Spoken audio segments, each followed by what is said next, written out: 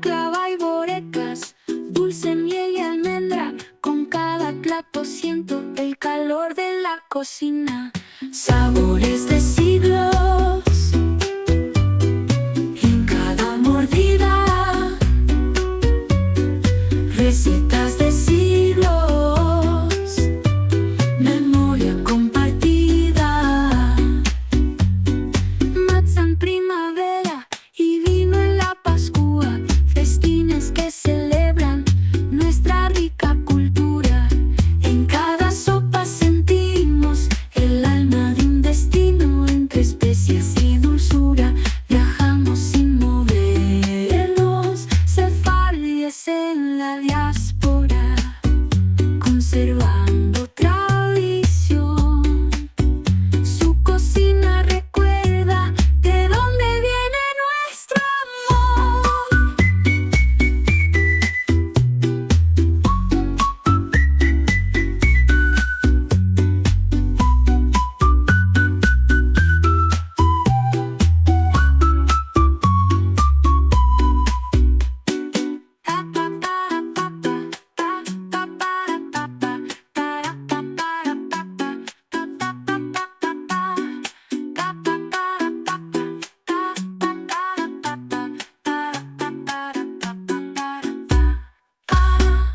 Sabores de siglos en cada mordida, recetas de siglos, memoria compartida.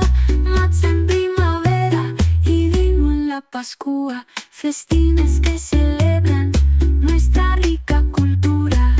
En cada sopa sentimos el alma de un destino, entre especias y dulzura. Viajamos sin movernos, sefardíes en la diáspora, conservando tradición. Su cocina recuerda de dónde viene nuestro amor.